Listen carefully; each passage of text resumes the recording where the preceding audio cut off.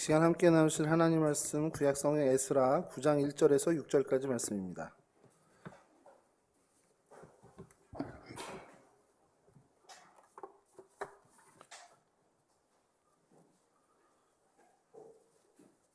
저랑 한 절씩 교독하겠습니다. 이 일 후에 방백들이 내게 나와 이르되 이스라엘 백성과 제사장들과 레위 사람들이 이 땅 백성들에게서 떠나지 아니하고 가나안 사람들과 헷 사람들과 브리스 사람들과 여부스 사람들과 암몬 사람들과 모압 사람들과 애굽 사람들과 아모리 사람들의 가증한 일을 행하여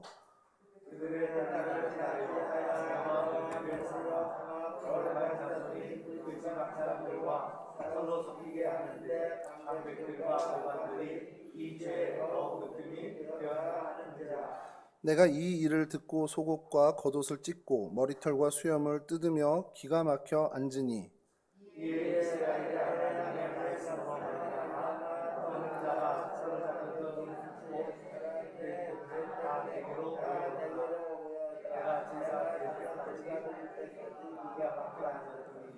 저녁 제사를 드릴 때에 내가 근심 중에 일어나서 속옷과 겉옷을 찢은 채 무릎을 꿇고 나의 하나님 여호와를 향하여 손을 들고 말하기를 나의 하나님이여 내가 부끄럽고 낯이 뜨거워서 감히 나의 하나님을 향하여 얼굴을 들지 못하오니 이는 우리 죄악이 많아 정수리에 넘치고 우리 허물이 커서 하늘에 미침이니이다.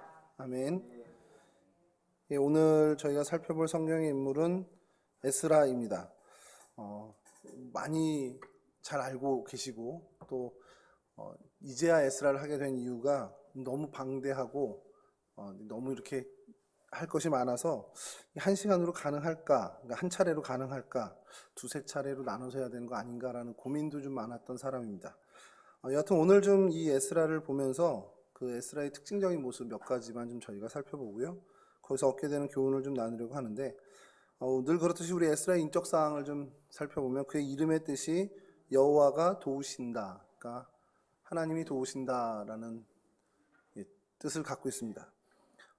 성경에 이제 에스라 1장부터 시작돼서 에스라가 등장하지 않고요. 7장에 와서야 이제 에스라가 처음 등장을 하는데 스라야의 아들이라고 이제 언급이 됩니다. 스라야의 아들. 근데 이 스라야의 아들을 밝힌 이유는 그 다음 대제사장 아론의 16대 손이라는 걸 밝히기 위해서 이 족보를 얘기를 하는 거죠. 이렇게 설명이 되고요. 또 하나가 이제 이 에스라에 대해서 조금 특징적인 것인데 에스라에 대한 설명을 할 때 학자 겸 제사장이라는 표현을 좀 하게 됩니다. 이건 좀 이따 좀 상세하게 다루려고 하는데요. 그리고 우리가 잘 알고 있듯이 2차 포로 귀환 때 유대 백성들을 인도한 인도자로 저희가 잘 알고 있죠. 시대적 배경을 저희가 좀 잘 아시겠지만 남유다 왕국이 멸망했죠. 그 남유다 왕국이 멸망했고 그 멸망을 시킨 이 바벨론이 포로로 이스라엘 백성, 유다 백성들을 끌고 갑니다. 근데 이 바벨론이 바사 제국에서 멸망이 되면서 이 바사 제국의 식민 정책이 완전히 다르기 때문에 이들의 입장이 바뀌게 돼요. 그래서 포로들이 고향 땅, 이 팔레스틴 지역으로 유대 백성들이 복귀를 하게 됩니다. 그게 1차 포로 귀환이었고요.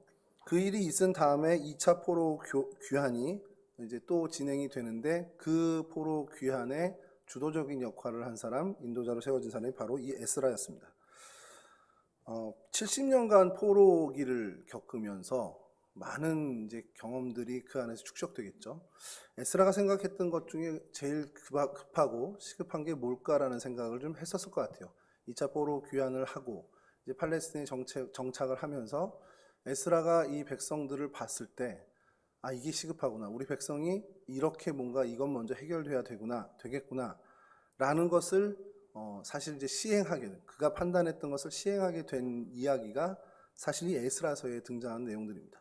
그러니까 에스라서를 처음부터 여러분들이 잘 이렇게 좀 가만히 읽다 보면 에스라 정말 대단해 이런 부분도 많지만 이 공동체가 지금 이게 급했구나. 그러니까 복귀해서 포로에서 돌아와서 하나님의 백성으로 팔레스틴에서 다시 정착해서 살아갈 때 이러이러한 공동체를 일구어가고 이런 부분들이 회복되어져야 되는구나라는 것들을 이 에스라가 정말 집중해서 그것을 회복시킵니다. 그런 부분들을 좀 전제로 하고 오늘 에스라를 좀 살펴보려고 하는데요.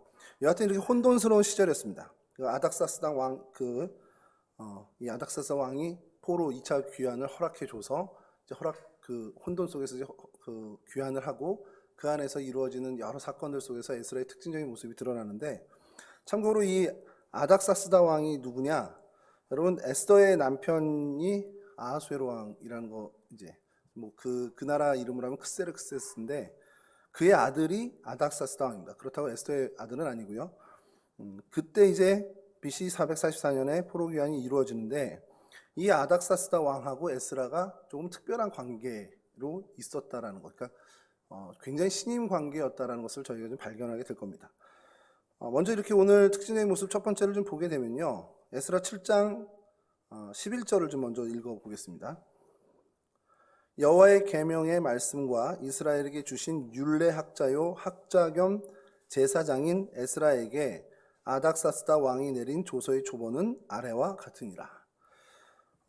에스라를 소개를 하는데 제사장 에스라 혹은 또 무슨 에스라, 뭐 총독 에스라, 무슨 관원 에스라, 이런 설명이 보통의 설명의 모습입니다. 근데 좀 특이한 모습이 하나 있는 것이 학자 겸 제사장이라는 표현을 쓰고 있습니다. 이게 굉장히 이례적인 표현이고 성경에는 사실 나오지 않는 표현이죠. 에스라라는 인물 7장에 처음 이제 언급되어지는데, 이 에스라를 소개할 때 제일 먼저 얘기한 게 앞서 말씀드린 것처럼 혈통, 아론의 16대 손이라는 것을 밝히고요. 뭐 그거 밝히는 거는 의도가 명확하죠. 제사장으로서 정통성에 이제 서 있는 사람이다라는 것을 좀 밝히는데 이제 동원을 한 겁니다. 그 족보를. 그래서 그 부각을 시키는데, 거기에 이제 플러스로 학자라는 이 단어를 사용하면서 이 에스라를 설명을 해요. 이게 굉장히 이례적인 겁니다. 학자 누구 이런 게 사실 구약 인물에 별로 없거든요. 왜 학자라는 별칭이 붙었을까? 성경에 어떤 다른 인물도 뭐 어떤 제사장이라든지 어떤 직분, 신분에 대한 이야기가 있어도 학자라는 것을 강조하는 게 없는데, 이 사람은 되게 좀 이례적으로 학자라는 것을 강조하고 그런 별칭이 붙게 됐다. 뭘 강조하는 걸까? 아론의 16대 손을 강조하는 건 그가 혈통적으로 뭐 제사장의 정통성이 있다 이런 거 강조하는 거라면, 이 학자라는 것은 도대체 뭘 강조하려고 이 별칭을 성경에서 붙인 걸까? 그래서 뭐 단 한마디로 말씀드리면 말씀, 율법에 능통한 사람이라는 것을 부각시키기 위해서 이 단어를 사용했다는 겁니다. 7장 12절, 에스라 7장 12절을 한번 좀 읽어드리면요. 모든 왕의 왕 아닥사스다는 하늘의 하나님의 율법의 완전한 학자 겸 제사장 에스라에게, 이게 조서의 첫 마디입니다. 그러니까 왕이 쓰는 겁니다. 이게 왕이 하는 얘기예요. 왕이 모든 왕의 왕, 좀 낯간지럽지만 자기를 모든 왕의 왕이라고 표현하면서 나 아닥사스다는 하늘의 하나님의 율법의 완전한 학자 겸 제사장 에스라에게, 그러면서 아래 같은 내용을 칭령을 준다 이겁니다. 세 번역으로 이제 제가 좀 읽어드릴게요. 이거 듣기만 해주십시오. 왕 중의 왕 아닥사스다는 하늘의 하나님의 율법에 통달한 학자 에스라 제사장에게 칙령을 내린다. 좀 쉽죠, 조금. 율법에 통달한 학자 에스라 제사장. 그러니까 이 사람은 에스라 제사장이에요. 근데 학자이면서 율법에 통달한 사람이라는 겁니다. 이게 아닥사스다가 한 말이에요. 그러니까 당시에 그 패권 국가였던 이 바사의 아닥사스다 왕도 에스라에 대해서 이렇게 인정을 했다라는 겁니다. 이 사람은 율법에 완전한, 율법에 통달한 사람이야 라고 인정을 했다라는 겁니다. 그러니까 에스라가 뭐냐, 이러한 특별한 호칭을 받게 된 것이 말씀에 대한 정말 남다른 사람이었다는 겁니다. 말씀에 대해서 여느 사람과는 좀 비교가 좀 다르네라고 할 수밖에 없었던 그런 모습을 가졌던 사람이라는 거죠. 여러분, 사실 이 말씀에 대해서 좀 남다름을 가졌다, 이 에스라의 이런 모습이 왜 더 부각되고 중요하냐면요, 여러분, 사실 이스라엘 백성이 멸망하게 된 이유가 뭡니까? 말씀대로 안 지켰기 때문이에요. 희년을 안 지켰고, 뭐 안식년을 안 지켰고, 이런 여러 이유들이 이제 뭐 에레미야에서도 많이 나오는데, 하나님의 말씀에 대해서 준행되지 않았다라는 것. 근데 그게 왜 안 준행됐을까를 성경학자들이 많이 연구를 합니다. 그러면서 구약 시대의 그 시대 상황, 하나님의 말씀이 어떻게 백성들 저 밑에까지 전달되는가, 이런 것들을 하는데 말씀이 제대로 선포되지도 않았다라는 거예요. 그 시절에. 이스라엘 뭐 북이스라엘도 마찬가지고 남유다도 마찬가지지만 시대도, 교회사의 시대를 보면 항상 동일하게 반복되는 게 그렇습니다. 시대마다 그 어려움이 겪게 되고 어려움이 이제 닥치게 됐을 때 항상 보면 말씀과 연관이 돼요. 그 말씀이 살아있거나 말씀이 정말 부흥하고 넘치는 그 시절이 아닌, 그러니까 말씀이 기갈되고 이런 때에 항상 하나님의 백성들은 어려움을 맞닥뜨리게 되더라는 겁니다. 성경과 교회의 역사 보면 굉장히 암울했던 시기에 항상 말씀이 제대로 선포되지도 않았고 선포된다 하더라도 지켜지지도 않았던 그런 모습들을 보게 되죠. 선포됐는데 제대로 지켜지지 않았다는 걸 뭘 말씀드리냐면, 여러분 식민 지배를 정당화하던 신학이 있었다라는 거 혹시 아세요? 뭐 잘 모르실 수 있습니다만, 이 민족이 저 민족을 지배하는 게 하나님의 뜻이다라고 선포하고 그렇게 성경의 정당성을 주던 신학이 있었습니다. 실제로 제국주의에 딱 맞게끔 맞춰진 신학이 있었고요. 그것뿐인 것이 아닌 게, 저희가 이제 저희 기억에도 아는 것은 독재를 성경적으로 정당화했던 신학도 있었죠. 뭐 히틀러 시절에 본회퍼만 있었던 게 아닙니다. 그 히틀러 정권을 정당화해줬던 교회들이, 독일 교회들이 넘쳐났었고요.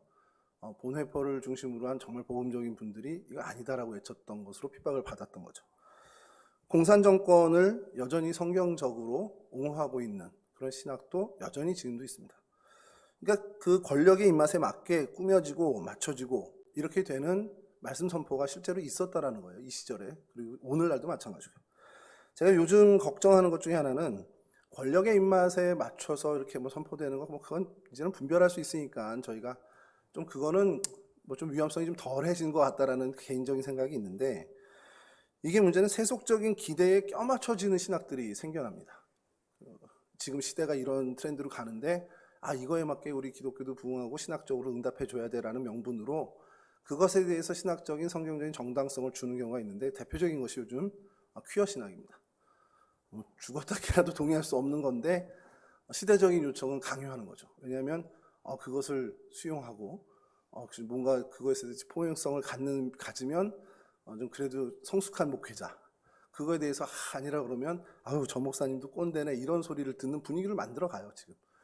그래서 그런 퀴어 신학들을 통해서 뭐 아시죠? 이렇게 해서 뭐 성 정체성의 부분에 대해서도 이렇게 설명하고 하는데, 뭐 수용하기 어렵습니다만, 여하튼 그런 것들, 세속적인 기대에 끼워 맞추게끔 계속 강요당하는 그런 말씀의 이야기들, 이런 시절을 보면 항상 그 영적인 어려움 그리고 영적인 기갈, 이런 것들이 계속 맞물려 돌아가는 것을 저희가 보게 됩니다.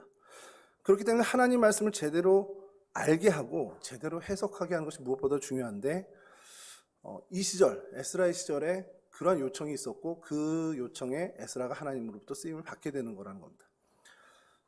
우리나라 역사를 연구하는 분들이 그런 얘기를 하더라고요. 식민 시절은 그 민족이 살아남는 거에 모든 초점이 맞춰진다는 거예요. 어쨌든 생존해야 된다는 거. 그렇기 때문에 권력의 비율을 더 맞추게 되고요. 그러니까 그 권력에 대해서 더 옹호하게 되고, 아까 말씀드린 것처럼 권력의 입맛에 맞는 말씀 선포들이 넘쳐나게 된다는 겁니다. 근데 그 시절이 이 포로기 시절도 동일하지만 한국교회도 마찬가지, 저희가 알고 있는 한국교회의 슬픈 역사이긴 하지만 신사참배라든지 이런 일제강점기 때에 기독교가 굉장히 적극적으로 그것을 신학적으로 옹호했던 부분들이 있습니다. 그러니까 그걸 좀 배경으로 해서 이 시절을 좀 한번 보시자는 거예요. 에스라가 포로기 때에 어쨌든 점령당하고 있는 피지배 백성들 아니었습니까? 그때 그러면 하나님의 말씀을 이 아닥사스다 왕이라든지 바사제국의 입맛에 맞춰서 했을 법도 한데, 이때 시절의 에스라의 위대함은 그렇지 않았다는 겁니다. 하나님의 말씀을 하나님의 말씀 그대로 선포하고 그 백성들에게 그렇게 가르쳤다는 것이죠. 그래서 성경학자가 그런 표현을 하더라고요. 이 시절의 최고의 행운은, 그러니까 최고의 행운이라고 표현하면서 가로열고 하나님의 최고의 축복이라고 했는데, 이 포로기의 최고의 행운, 하나님의 최고의 축복은 에스라라는 사람이다 라는 표현을 써요.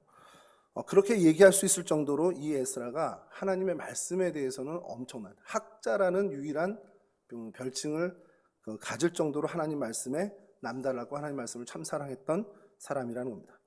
이 에스라가 하나님 말씀에 대해서 어떤 태도로 임했는지 성경이 딱 한 구절로 이렇게 설명을 하고 있습니다. 에스라 7장 10절인데요. 에스라가 여호와의 율법을 연구하여 준행하며 율례와 규례를 이스라엘에게 가르치기로 결심하였더라. 하나님의 말씀을 연구하고 실천하고 그것을 내가 가르쳐야지. 이게 에스라의 온전한 마음입니다. 이게 에스라입니다. 포로지, 그러니까 식민을 당하고 있는 상황에서 정말 하나님 말씀 가운데 그 하나님 그 해결이 있다라는 것, 그것이 정답이라는 것을 정확히 알았던 사람이라는 거죠. 이 시절을 극복할 수 있는 것, 이 시절을 넘어설 수 있는 것은 결국 하나님의 말씀밖에 없다는 것을 알았던 정말 선지자였다는 겁니다. 포로지 피정복자로서 이스라엘 백성들이 어떤 생각을 했을까, 그런 생각을 좀 해보다 보면 우리나라도 식민지를 겪었으니까 비슷했을 것 같다는 거예요. 왜 망했을까? 이게 제일 먼저 큰 생각이겠죠. 우리가 왜 망했지? 야, 하나님이, 여호와 하나님 지키는데 왜 망했지? 야, 그럼 하나님은 살아계신 거 맞아? 이런 질문들이 계속 그들 안에서 일어났을 거예요. 그러면서 이제 좀 그 의문들이 사람들의 의욕을 이제 꺾게 되고 자포자기하게 하면서 야, 우리 진짜 희망이 있긴 있는 거야? 라면서 희망이 상실되는 시대를 갈 거라는 겁니다. 그런 회의감이 계속해서 가득했을 거고, 그런 상황에서 뭐가 되겠습니까? 이제 말자. 그래서 하나님과 무관한, 그래서 당시 그 시대의 바사적인 문화에 그냥 귀에서 사는, 그러니까 민족의 정체성이 흐지부지 없어질 수 있는 상황이 된 거라는 거죠. 우리나라도 마찬가지였죠. 뭐 아주 짧은 35년이었는데도 불구하고 굉장히 그 잔재가 아직까지도 굉장히 우리에게 영향을 주고 있는데, 이 식민 시절을 지냈던 사람들의 대부분의 그 나타나는, 그 민족에서 나타나는 현상이 이렇다라는 겁니다. 그 정체성의 혼란이 오고 포기하게 되고 뭐 다시 찾는다라는 거 그냥 뭐 버리게 되고 어떤 이렇게 되는데, 이런 시기에 말씀에 대한 갈증, 이것을 불러일으키고 말씀에 대한 욕구, 말씀에 대한 관심, 이렇게 해야 된다라는 것을 다시 회복시키고 기억나게끔 하고 했던 것이 이 에스라라는 거죠. 정말 이 시기에 제사장이면서 동시에 하나님 말씀에 특별한 어떤 자세를 갖고 있었던 에스라가 등장한 것은 그 주석의 표현처럼 정말 하나님의 축복, 하나님의 은혜였다라는 겁니다. 이런 모습을 보면서 좀 오늘 우리는 좀 어떤 걸 좀 다짐해야 될까라는 생각을 좀 해보게 됐어요. 그래서 야, 이 말씀에 대해서 특별히 우리가 좀 해야 되지 않나라는 건 이제 뭐 기본적인데, 그 주석을 보면서 재미난 것을 발견한 것이, 여러분 구약 시절에 하나님 말씀이 선포되는 것을 한번 좀 상상해 봤으면 좋겠습니다. 여러분 하나님 말씀을 요즘 어떻게 들으세요? 뭐 듣거나 뭐 읽거나 하는 접할 때 뭐 어디 손만 대면 다 할 수 있잖아요. 지금 여러분 주머니에 있는 스마트폰에도 다 하나님 말씀 펼치고. 구약 시절에 그게 굉장히 어려웠다라는 겁니다. 이제 성경 고고학자 얘기가 하나님 말씀이 전해지는 것이 뭐 그 당시 뭐 제사장이나 말씀 선포하는 사람들의 입을 통해서 입을 통으로 전해지는데, 보통 이제 아버지의 입을 통해서 듣게 되는 거죠. 그러니까 이게 굉장히 간헐적이고 뭐 매일 듣는다고 해도 사실은 방대한 양을 들을 수 있는 게 아니라는 겁니다. 그러니까 하나님 말씀에 대해서 접하는 것이 사실 뭐 인쇄술도 없으니까 뭐 이게 할 수 있는 것도 없고, 뭐 서기관들이 필사를 한다고 해도 그것도 뭐 구약 시절에는 더더군다나 힘들었고요.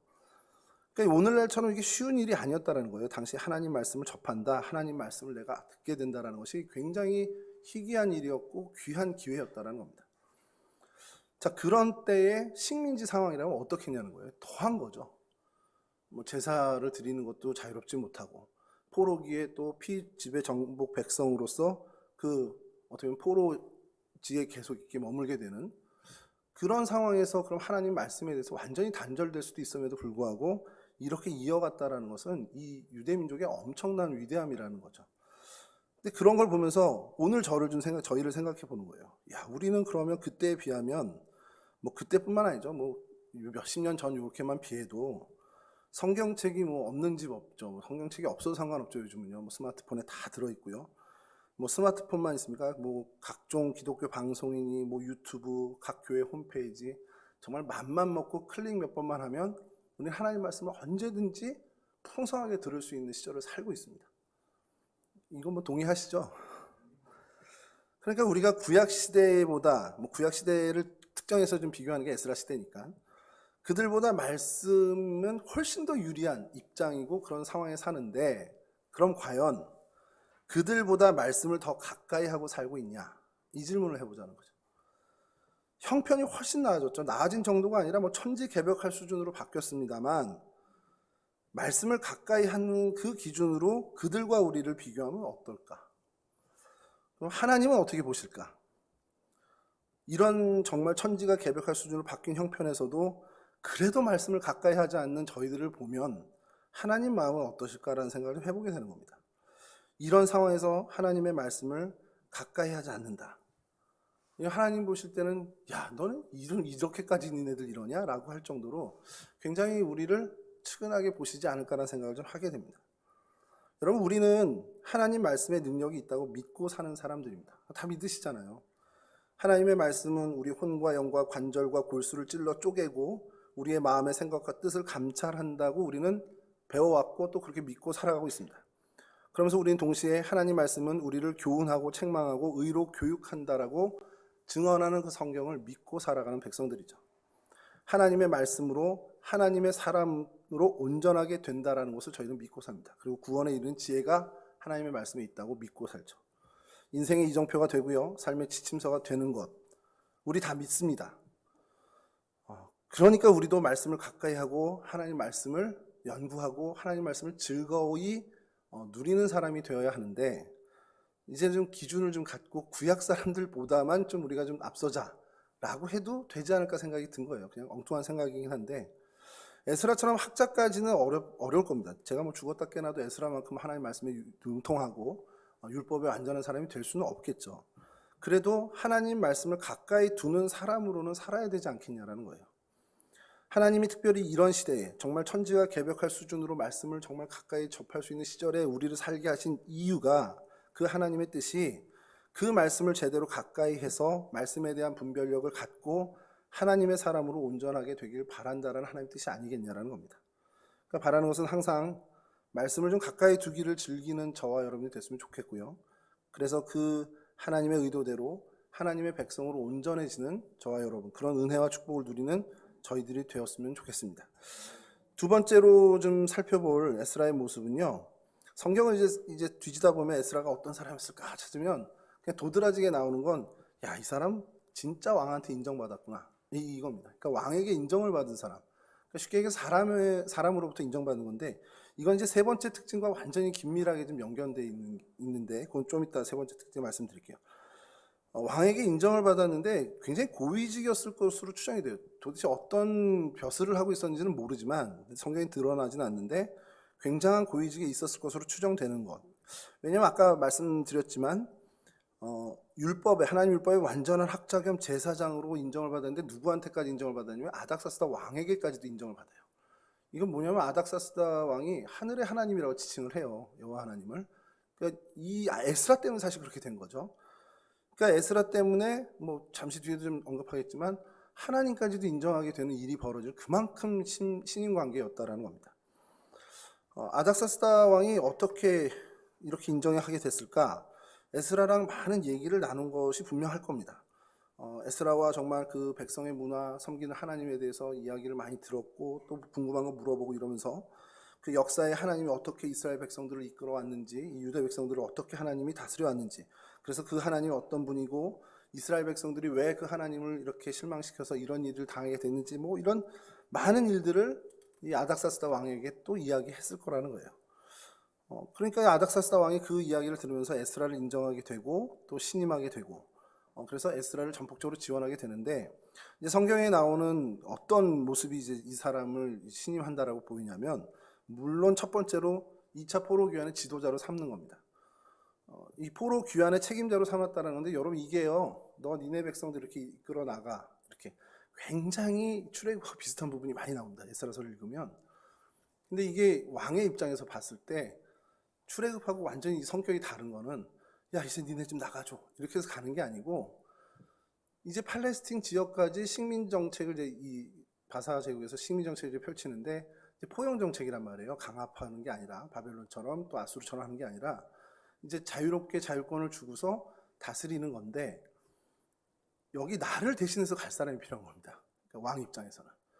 그러니까 저 팔레스틴 좀 멀고 또 거기서 어떤 일이 벌어지면 제압도 해야 되고 뭐 신경 쓸 일이고 곤란한 일이 많은데, 그럼 누굴 보내야 내가 간 것과 같은 거의 같은 효능일까? 이런 걸 고민하게 되는 거죠. 그게 이제 총독 제도잖아요. 그러니까 에스라를 그런 사람으로 지목한 겁니다. 이건 그러니까 거의 내 오른팔 같은 사람을 보내는 거죠. 민족도 다르고 어떻게 보면은 저쪽이랑 한민족이니까 반란을 꾀할 수도 있는데라는 가능성이 있음에도 그게 다 불식될 정도로 신임하는 사람이라는 거예요. 그러니까 2차 포로 귀환의 지도자로 삼았다, 책임자로 삼았다라는 것은 정말 결정적으로 이 사람을 신임하고 있다는 것을 보여주는 예가 된다는 겁니다. 뭐 좀 그런 생각들을 좀 많이 했어요. 도대체 어떻게 꼬셨을까? 에스라가 어떻게 왕을 꼬셨을까? 그래서 대번에 그냥 드는 생각이, 이스라엘 백성들은 성전 예배를 드려야 돼요라는 얘기를 하지 않았을까? 그래서 이따도 언급하겠지만 아닥사스다 왕에게 예루살렘 성전을 회복해야겠다라는 마음을 하나님이 주셨다라고 에스라가 고백을 합니다. 그러니까 전반에 그 앞서 얼마나 많은 이야기로 하나님에 대해서 예루살렘 성전의 예배에 대해서 이야기했을까를 좀 우리가 가늠할 수 있는데, 그런 이스라엘 모든 백성들이 예루살렘에 올라가서 하나님께 경배해야 된다는 것이 아마 핵심적인 설득이 아니었겠냐라는 거죠. 그리고 그런 간청을 들은 아닥사스다 왕이 에스라를 2차 포로기환의 지도자로 분명히 세우게 됐고요. 그래서 아닥사스다 왕 7년 정월 초하루에 모든 포로를 데리고 바벨론 출발해서 5월 초하루 예루살렘에 도착하게 됩니다. 굉장히 감격스러운 장면인데 이렇게 감흥들이 없으셔서, 근데 그 두 번째로 지도자로 삼았다라는 거에 플러스 되는 것이 하나 있는데, 에스라 7장 6절입니다. 제가 읽어드릴게요. 이 에스라가 바벨론에서 올라왔으니 그는 이스라엘의 하나님 여호와께서 주신 모세의 율법에 익숙한 학자로서 그의 하나님 여호와의 도우심을 입음으로 왕에게 구하는 것은 다 받은 자이더니. 이게 굉장히 멋있는 표현 아닙니까? 신임을 어느 정도 얻었냐? 왕한테 구하는 걸 다 받을 정도의 신임을 얻은 사람이다 라는 성경의 증언입니다. 굉장히 보기 드문 일이죠. 아닥사스다 왕이 에스라를 얼마나 신임했는지 굉장히 알 수 있는데, 그래서 성경에 뭘 요구했나 이게 좀 조금씩 비춰지더라고요. 그래서 7장 13절을 보면 예루살렘에 올라갈 뜻이 있는 모든 사람들이 에스라와 함께 가도록 요청한 허락을 받습니다. 또 예배에 필요한 모든 은과 금, 예물을 가져가도록 또 허락을 받고요. 성전에 쓰일 물건이 필요하면 궁중 창고에 가서 가져다가 써도 된다라는 또 허락을 받게 됩니다. 그리고 하나님 성전에서 일하는 사람에게는 뭐 이게 조공, 관세, 통행세라고 이제 칭하는 세금 혜택을 줘요. 그러니까 오늘로 치면은 뭐 세금을 면제해 주거나 유예시켜 주거나 하는 그런 특례를 주는 겁니다. 그리고 또 이제 아까 말씀드린 것처럼 에스라에게 어떤 권한을 주는데, 그 팔레스틴에 가서 법과 재판을 할 수 있는, 그러니까 법관을 세우고 재판관을 세울 수 있는 인사권, 그 사법권을 부여해요. 달라고 했던 거를 이제 다 받은 건데, 이게 어느 정도였냐면 이거는 정말 총독의 권한입니다. 그러니까 치리권을 주는 거예요. 너 이 동네 왕이야. 이제 이 동네 네 맘대로 해도 돼라고 하는 그런 권한을 주는 겁니다. 이만큼 아닥사스다 왕이 에스라를 신임했다라는 거예요. 그래서 에스라로 하여금 어떤 팔레스틴 지역을 잘 관리해라. 그래서 나의 그 왕권이 거기까지 잘 미치도록 해달라는 어떤 그런 의도로 이제 지도자로 이렇게 총독의 권한을 주고 보내는 거죠. 그러면 에스라가 이 왕의 신임을 얻을 수 있었던 게 뭘까라는 걸 좀 성경에서 찾아야 되잖아요. 왕에게 뭘 했다는 게 하나도 안 나옵니다. 그게 이제 이 세 번째 특징이 되는데, 에스라는 왕에게 신임을 받은 사람이다라는 게 이 성경을 뒤지면 에스라의 특징적인 모습으로 나오는데, 그 이유를 어디서 찾아야 되냐면 에스라는 하나님께 인정받고 하나님의 도움을 받은 사람이었다라는 특징, 그 세 번째 특징에서 그 원인을 찾게 된다는 거죠. 무슨 말이냐면요, 에스라는 사람에게 인정받는 걸 한 번도 목표로 쓴 적이 없다라는 거예요. 그저 그는 말씀을 연구하고 그 말씀대로 살려고 노력하니까 하나님 말씀에만 집중했던 사람이라는 겁니다. 그러니까 이건 뭐냐? 하나님께만 집중했던 사람, 하나님 뜻에만 관심 갖고 하나님의 뜻을 이루기 위해 노력하고 하나님을 위해서만 살려고 결단했던 사람이라는 거죠. 그러한 특징을 갖고 살다 보니 사람에게도 인정받는 특징까지 얻게 됐다라는 것이 에스라를 보는 저희가 이 관점을 가져야 된다는 겁니다. 이 조서를 이제 내리잖아요. 아닥사스다 왕이 에스라에게 너 가서 이렇게 이스라엘 백성들 다시 회복하고 해라라는 이 조서를 내리고 여러 가지 혜택들을 주는데, 이 조서를 듣고 에스라가 어떻게 반응했는지를 보면 알 수 있습니다. 에스라 7장 27절에서 28절인데요. 조서를 받고 조서를 다 읽은 다음에 이제 에스라가 하는 얘기입니다. 우리 조상들의 하나님 여호와를 송축할지로다. 그가 왕의 마음에 예루살렘 여호와의 성전을 아름답게 할 뜻을 두시고 또 나로 왕과 그의 보좌관들 앞과 왕의 권세 있는 모든 방백들 앞에서 은혜를 얻게 하셨도다. 내 하나님 여호와의 손이 내 위에 있으므로 내가 힘을 얻어 이스라엘 중에 우두머리들을 모아 나와 함께 올라오게 하였노라. 이 모든 일이 하나님이 아닥사스다 왕 마음에도 성전을 아름답게 할 마음을 하나님이 주시고, 하나님이 내 머리에 손을 주셔가지고 하나님이 다 이 은혜를 얻게 하셨다라는 거예요. 그러니까 그는 이게 하나님께 내가 집중하고 하나님의 말씀을 준행하고 했던 그 모든 일에 대해서 하나님이 응답해 주신 것으로 보는 겁니다. 그러니까 하나님만 관심 있는 거예요, 사실은요. 그러니까 하나님의 절대적인 은총을 고백하면서 이렇게 하나님이 하셨기 때문에 우리가 이 예루살렘으로 올라오게 됐다라는 정말 하나님의 뜻만을 이제 찬양하는 거죠. 그렇게 하나님의 도움을 받게 됐다라는 겁니다. 이게 에스라의 세 번째 특징적인 모습인데, 이 모습으로 인해서 그 결과가 아까 말씀드린 두 번째 특징적인 모습인 사람에게, 특히 왕에게, 권력자에게까지도 인정을 받는 그 모습으로 이어졌다라는 것이죠. 이 모습 보면서요, 그냥 답이 너무 이제 뻔해지는 겁니다. 사람들에게 인정받고 싶으세요? 많은 사람들에게 영향력을 주고 싶으세요? 저 이제 대학 다닐 때 파워 크리스찬이라고 해서 막 그런 게 유행을 했거든요. 그래서 영향력 있는 한 사람 이렇게 해서 그 어느 공동체나 어디에 갔을 때 영향력 있는 크리스찬으로 살아가자, 이게 굉장히 대유행을 했었습니다. 물론 지금도 굉장히 중요한 건데, 그래서 어떻게 해야 되냐, 사람을 어떻게 대해야 되고 이런 것까지 되게 그 매뉴얼 만드는 거 좋아하는 사람들 많잖아요. 그런 집회도 있었습니다. 근데 그 모든 것을 이제 지나고 나서 보니까요, 그냥 정답은 하나예요. 하나님한테 인정받으면 되더라는 겁니다. 교회 내에서도 보면 그렇습니다. 각 부서들 있잖아요. 작게 소그룹들도 있고 있는데, 어떤 분은 뭔가를 일을 맡기면 그냥 잊어버려도 될 정도로, 근데 어느 분은 일을 맡으면 계속 살펴야 되는, 잘하고 계신가? 또 이건 틀린 거야. 이런 분들이 분명히 이제 있게 되거든요.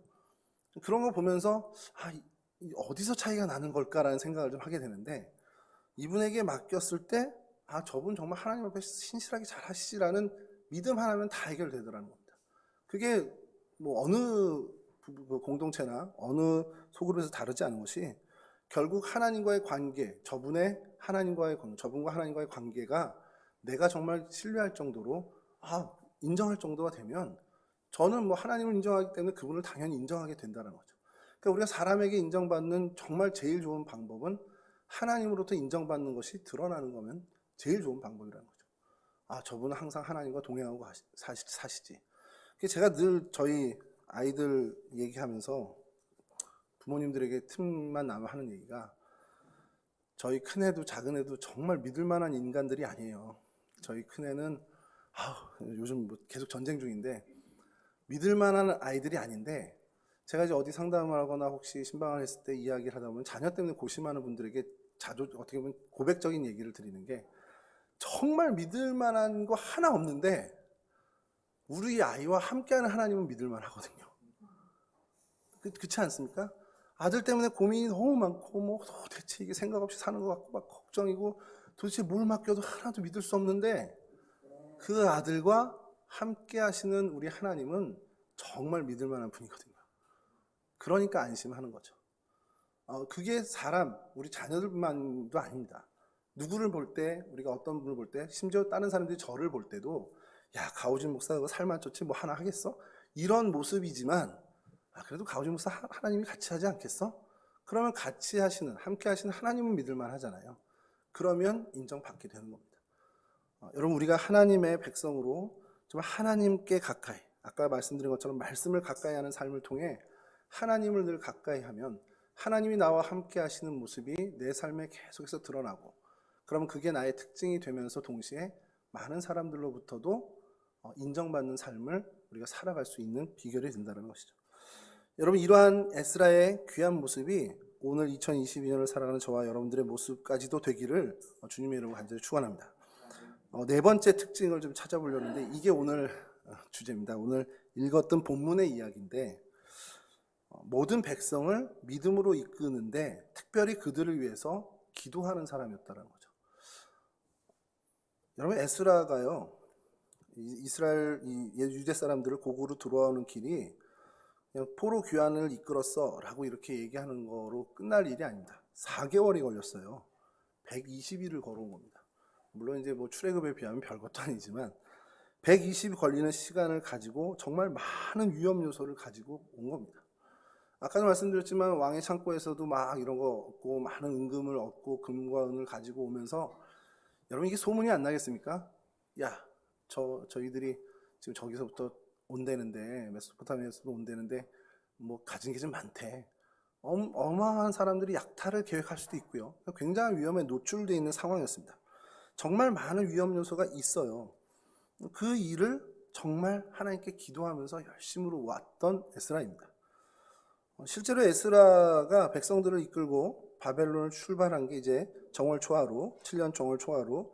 그래서 아하와 강에 머물렀을 때에 뭐가 이렇게 좀 불안했는지는 모르겠습니다만 금식을 선포하고 하나님 앞에 기도하자라는 이제 그 백성들에게 독려를 하는 모습이 납니다. 하나님께 기도할 때 어린아이와 모든 소유를 이끌고 가는 이 길을 하나님 평탄케 해주십시오라고 기도를 하는데, 이건 띄우지 말고 제가 좀 읽어드리면, 그때 내가 아하와 강가에서 금식을 선포하고 우리 하나님 앞에서 스스로 겸비하여 우리와 우리 어린아이와 모든 소유를 위하여 평탄한 길을 그에게 간구하였으나. 그러니까 이렇게 하나님께 기도를 했다라는 거예요. 금식을 선포하고요. 그래서 제가 여기서 보면서 설교를 준비하면서 되게 의문이 생긴 거예요. 그러면 나름대로 총독의 권한을 갖고 오는 건데 이렇게 좀 호위무사? 호위병력? 좀 같이 데리고 오면 안 됐나? 이 생각이 든 거예요. 가만히 생각해 보니까 그래, 비무장 백성들이 걸어오고 야, 이거 약탈하려고 하는 사람들 맘만 먹으면 다 약탈할 수 있는 상황인데, 애초에 그 아닥사스다 왕한테 좀 구해서 뭐 군마도 좀 같이 하고 호위병력 오면 이거 아무 문제 없었을 텐데 왜 이렇게 왔을까? 이 궁금증이 발동하면서 막 찾게 됐는데, 에스라 8장 22절에 그 답이 있었습니다. 에스라 8장 22절 제가 읽어드릴게요. 이는 우리가 전에 왕에게 아뢰기를 우리 하나님의 손은 자기를 찾는 모든 자에게 선을 베푸시고 자기를 배반하는 모든 자에게는 권능과 진노를 내리신다 하였으므로, 중요합니다, 길에서 적군을 막고 우리를 도울 보병과 마병을 왕에게 구하기를 부끄러워하였습니다. 무슨 얘기인지 이해가 되십니까? 아닥사스 왕님, 이거 걱정하지 마세요. 하나님은 당신의 백성을 철저하게 보호하십니다. 하나님의 말씀 믿고 따르는 사람들은 철저하게 보호해 주시고, 하나님을 배신하는 사람들은 경노함으로 하나님이 심판하십니다. 우리 그런 하나님 모시러 가는 거예요. 자, 이 얘기를 했는데, 근데 가는데 적군들 나타나면 불안하니까 군사 좀 붙여주세요. 이럴 수가 없었다라는 거예요. 근데 이게 표현만 사실 이런 건데, 이게 정말 에스라의 믿음이었다라는 거예요. 이거 그냥 낯간지러워서 못 구했어요가 아니고요. 진짜 에스라는 그 말을 자기가 한 말 그대로 믿었던 사람이라는 겁니다. 여러분, 이거 굉장히 무모한 거 아닙니까? 오늘날 이런 목사님이라든지 지도자가 여러분들에게 이렇게 가자 그러면 따라가시겠어요? 못하죠. 그 믿음을 갖고 있었던 에스라입니다. 아닥사스다 왕에게 어떻게 큰 소리를 쳤는지 모르겠습니다. 근데 절대적으로 하나님을 신뢰하고 있다라는 것을 강조했고, 그러니 군사 필요 없다고까지 선언을 했고, 실제로 그렇게 오고 이 아하와 강에서 하나님 앞에 정말 간절히 기도했습니다. 에스라 8장 31절인데요. 그 기도의 결과가 어떻게 됐느냐? 첫째 달 12일에 우리가 아하와 강을 떠나 예루살렘으로 갈새 우리 하나님의 손이 우리를 도우사 대적과 길에 매복한 자의 손에서 건지신지라. 아멘. 여러분, 도적이 있었고요. 실제로 있었고 매복한 자들이 실제로 있었습니다. 그러니까 에스라나 이런 성경학자들의 그 추론이 맞죠. 근데 그것을 하나님의 손으로, 하나님의 도움으로 승리했다라는 겁니다. 그 기도의 응답을 받았다는 거죠. 믿음대로 행했고요. 그 믿음대로 결국엔 응답을 받게 됩니다. 자, 이 믿음을 가졌던 사람인데 그냥 믿음으로 갔어라는 것이 아니라 이 믿음이 어떻게 표현이 됐냐? 아까 말씀드린 것처럼 우리의 평탄함, 우리 공동체의 평탄을 위해서 기도하잖아요. 에스라는 계속해서 이 백성들을 위해서 기도했던 사람이라는 거예요. 그 믿음을 갖고 이건 하나님이 해결해 주실 문제라는 걸 알고 기도했다는 거예요. 그게 오늘 본문에 나온 이 사건에서 절정의 어떤 모습을 보이는 거죠. 오늘 읽은 본문의 내용은 그거예요. 이스라엘에 정착했는데 이스라엘 백성들이 이방 여인들과 결혼을 하고 막 이제 혼탁하게 된다라는 겁니다. 근데 그 얘기를 듣는데 문제는 뭐냐? 백성의 지도자들이 먼저 그러고 있다라는 거예요. 그러니까 에스라가 이제 넋놓고 앉았다고 오늘 표현처럼 수염 뜯고 머리 뜯으면서 이건 말도 안 돼 라고서 그냥 넋놓고 앉아 있었습니다. 그러고서 기도하는 거죠. 우리 죄악이 넘쳐납니다. 9장 6절을 다시 한번 좀 읽어드릴게요. 나의 하나님이여, 내가 부끄럽고 낯이 뜨거워 감히 나의 하나님을 향하여 얼굴을 들지 못하오니 이는 우리 죄악이 많아 정수리에 넘치고 우리 허물이 커서 하늘에 미침이니이다. 하나님, 우리가 이렇게 죄악에 빠져 있습니다라고 하나님 앞에 기도하는 겁니다. 근데 여러분, 요것도요, 그냥 이렇게 상식 차원에서 하면 되게 이례적인 모습이 될 수 있는 게, 이 사람이 뭐죠? 지금 가진 권한이 총독의 권한을 갖고 있어요. 만약에 에스라의 마음에 안 드는 어떤 모습, 당신이 7일을 하는데 이거 좀 뭔가 걸림돌이 될 것 같다라는 사람들, 얼마든지 그 권력의 힘을 가지고 제거할 수 있고 어떻게든 수정할 수 있습니다. 야, 이방 여인들과 결혼한 사람 다 나와, 다 줄 서봐 하고서 거기서 그냥 다 어떻게든 징계할 수 있어요. 뭐 죽이기까지 안 하더라도 얼마든지 제도적으로나 권력의 힘으로 개선할 수 있습니다. 그만한 권한이 있었던 사람인데 그걸 선택하지 않고 하나님 앞에 무릎 꿇고 손 들고 기도한 걸 선택했다는 거예요. 이게 그의 믿음이라는 겁니다. 그게 무슨 믿음을 갖고 있었나? 이런 방법, 이렇게 기도하는 것으로 하나님이 도우시는 걸 알았던 사람이라는 거죠. 조상 때부터 얼마나 우리에게 많은 일을 하셨습니까? 수많은 전쟁에서 건지시고 환난에서 이 민족이 범죄를 대도 하나님 징계하시면서 더 견뎌내시고 정말 하나님께서 우리에게 이렇게 은혜를 베풀어 주셨는데 우리가 주의 계명을 저버렸습니다. 라고 그냥 벌썩 주저앉은 겁니다. 그게 이제 아까 말씀드린 9장 이후의 내용인데, 자, 9장 이후에 이렇게 흐느끼고 통곡하고 기도하는 에스라를 본 사람이 10장 2절과 4절에 한 사람이 등장하며 이 얘기를 합니다. 엘람 자손 중 여히엘의 아들 스가냐가 에스라에게 이르되 우리가 우리 하나님께 범죄하여 이 땅 이방 여자를 맞이하여 아내로 삼았으나 이스라엘에게 아직도 소망이 있나니 곧 내 주의 교훈을 따르며 우리 하나님의 명령을 떨며 준행하는 자의 가르침을 따라 이 모든 아내와 그들의 소생을 다 내보내기로 우리 하나님과 언약을 세우고 율법대로 행할 것이라. 이는 당신이 주장할 일이니 일어나소서 우리가 도우리니 힘써 행하소서 하니라. 이 스가냐로 대표되는 이스라엘 방백이 와서 잘못했다는 겁니다. 이 에스라의 이 기도하고 엎드려진 모습을 보면서 야, 이게 우리가 하나님 앞에 큰 죄를 범했구나, 이게 우리가 큰 죄악을 범했구나라는 걸 깨닫게 된 겁니다. 그래서 그들이 통곡하며 회개하며 대대적인 정화 작업을 하겠다고 다짐하며 에스라에게 온 거죠. 뭐 이 스가냐로 대표되는 사람이지만 이 방백들 다 온 겁니다. 에스라가 의도하지 않았던, 에스라가 원했던 방법으로 가고 있는 겁니다. 그 방향으로. 그는 정확히 알고 있었다는 거예요. 이 백성을 어떻게 하나님의 백성으로 돌이키고 이 사람들을 어떻게 하나님의 온전한 사람으로 바꿀 수 있느냐라는 방법을 힘으로, 치리로 안 되는 걸 알고 있었습니다. 뭐냐? 결국 하나님 앞에 믿음으로 기도하는 것밖에 없다는 것을 알았던 사람이라는 거죠. 사실 에스라의 가장 위대한 모습이 이 부분일 거라는 거죠. 이 에스라의 대처 능력, 대처 능력이라 하긴 좀 그건데 그냥 엎드리고 중보하고 기도한 거. 이 문제 해결에 솔선수범 나부터 한다라는 것 하나 외에는 없었다는 거예요. 근데 이것도 사실 다 연관되는 게 이게 이 사람이 말씀의 사람이니까 사실 이러한 지혜와 이런 행동을 할 수 있었던 것으로 좀 생각이 듭니다. 하나님께 기도하는 것, 하나님께 맡기는 것, 하나님께 정말 흐느껴 울고 부르짖는 것밖에 없다라는 것. 이게 에스라의 믿음이고 에스라의 영성이었습니다. 그럼 여러분, 이 에스라가 이렇게 된 원인이 뭘까? 결국 백성을 사랑하는 마음. 근데 사랑하는 마음인데 그냥 우리 민족이니까 우리 백성이니까이 아니라 하나님 말씀을 가까이 하다 보고 하나님을 늘 가까이 곁에 두다 보니까 하나님의 마음을 품게 된 거죠. 하나님이 이 백성을 얼만큼 사랑하는지 그 마음을 이제 공유하게 된 겁니다. 하나님의 마음을 갖게 돼서 하나님의 마음으로, 하나님의 시선으로 백성을 보니 이건 때려서 가르칠 일이 아니라 정말 울며 불며 끌어안고 기도해야 할 문제라는 것을 안 거고, 그렇게 하나님의 마음으로 사랑했더니 이제 이들이 이 공동체가 회복되어지고 치유되어지는 놀라운 일들이 벌어졌다는 거죠. 이 모습 보면서 반성도 많이 합니다. 저도 반성하고 또 이렇게 됐으면 좋겠다라는 생각을 하는 것이, 우리 동성교 공동체의 장점이 있잖아요. 우리 정말 한 가족. 저분의 일이 내일 같은 아픔을 항상 같이 공유하는 걸 제가 보고요. 저분의 기쁨이 진짜 나의 기쁨이 되는 것을 정말 제가 여기서 많이 발견합니다. 여느 교회와는 좀 다른 그런 모습들을 보는데, 이게 하나님의 마음을 서로 나누고 있다는 것을 저희가 알죠.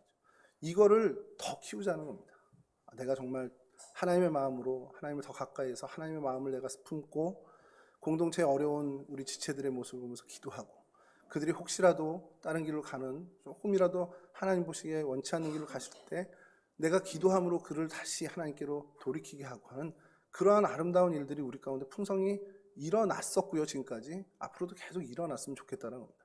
그러기 위해선 내가 하나님의 말씀을 가까이 하고 하나님의 마음을 품고 하나님 앞에 기도하는 사람이 되어야 한다는 거, 그것을 이 에스라를 통해서 다시 한번 결단했으면 좋겠고요. 그래서 저와 여러분 모두가 정말 하나님의 사람, 하나님의 어떤 마음을 품은 사람으로 정말 하나님을 더 집중하고, 그래서 하나님의 쓰임받는, 특별히 공동체를 회복시키고 하나님의 뜻을 이 땅 가운데 이루는 그 일에 쓰임받는 그런 하나님에게도 인정받는 사람들이 되는 그 은혜를 누리실 수 있기를 간절히 바랍니다. 우리 함께 찬송하시고요. 주님의 기도로 마치도록 하겠습니다.